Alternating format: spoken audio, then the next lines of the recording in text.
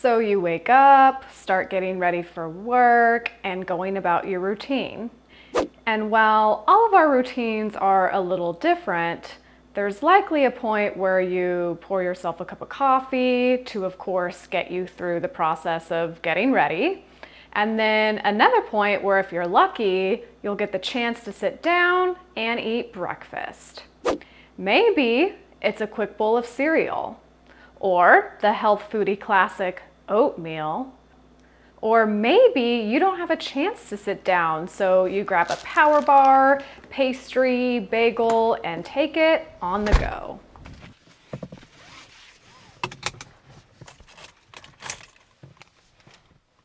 Oh wait, I work from home.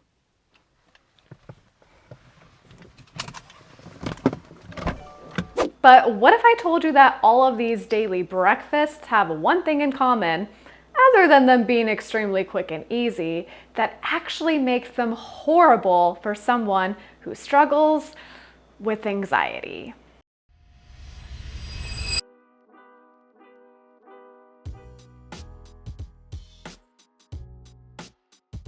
Hi, I'm Jess. I'm a clinical nutritionist, and I help people transform their mood with food and natural medicine. Today, we're talking about why your current breakfast is making you anxious, and by why, I mean that we're not just going to go through a list of foods that are anxiety triggers, but I'm going to help you understand what it is about some of the most statistically common breakfasts that are eaten every single day that actually make them horrible for mood stability.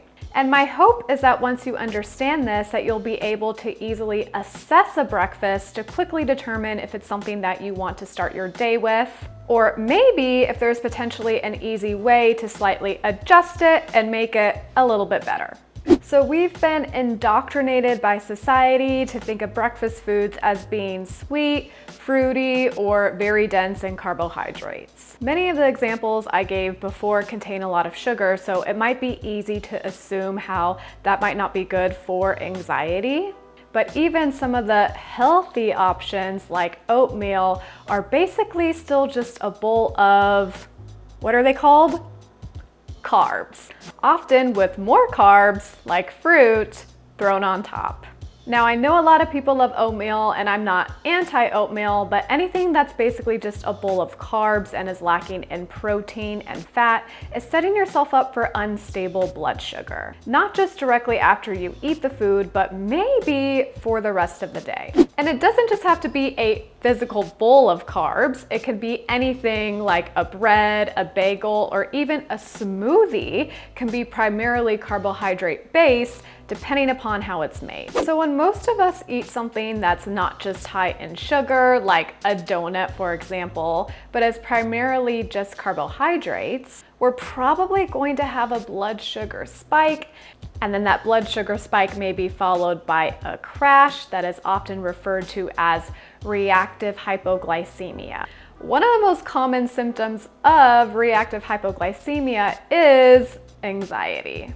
So lots of times when we eat a breakfast that's rich in carbs and lacking in protein and fat, we can find ourselves hungry an hour or two later, because fat and protein not only slow the release of sugar in the body, but help with things like satiety. So you're hungry, maybe you start feeling a little anxious, and you look at the clock like, oh shoot, it's only 10 a.m. The consequence of this is not only just feeling unwell in the moment, but for a lot of people may be just the start of a blood sugar roller coaster for the rest of the day. Because remember, if our blood sugar drops down lower, then we often have more carb cravings to bring it back up, and this vicious cycle just continues throughout the rest of the day.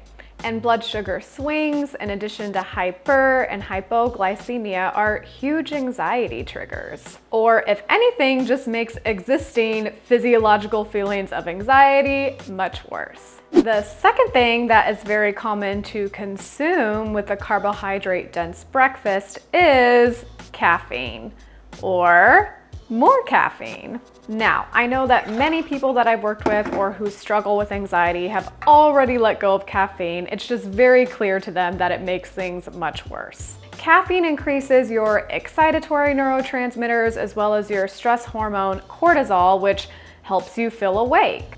But that feeling of being awake can easily tip over into that feeling of being overstimulated.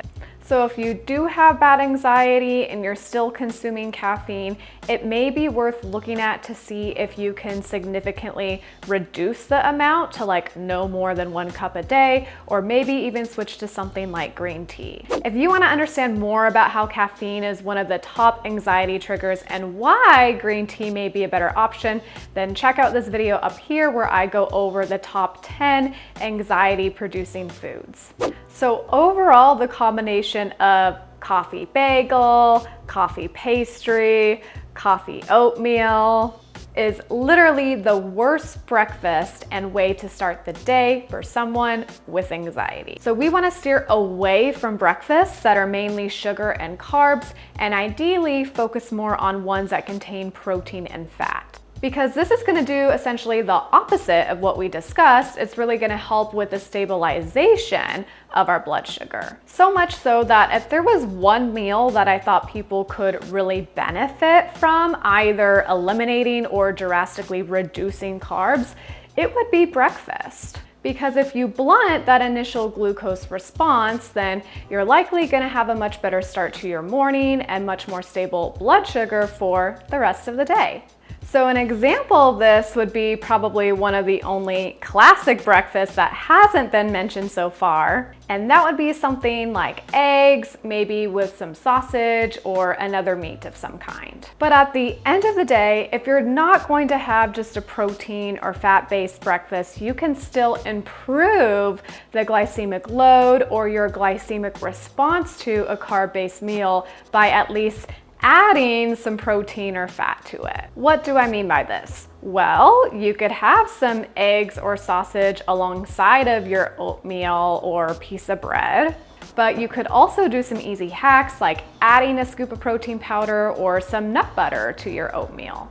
I had a client who was very attached to her oatmeal and wouldn't believe that it was causing issues for her until she was wearing a continuous glucose monitor and she saw that every time she ate it, her blood sugar really spiked, like it was basically the highest spike that she was having for the entire day. So instead of giving it up, she did some experiments to see if how she ate it mattered. And basically the combination that I just spoke of, adding some protein powder and fat, in addition to eliminating the fruit, was the main thing that significantly reduced the spike. Now, it's important to note that she still continued to have a glucose response regardless when she did eat oatmeal, but it was significantly better than just having the oatmeal on its own. So I encourage you to really think about if there's a really easy way that you can add protein or fat to your carb-based breakfasts.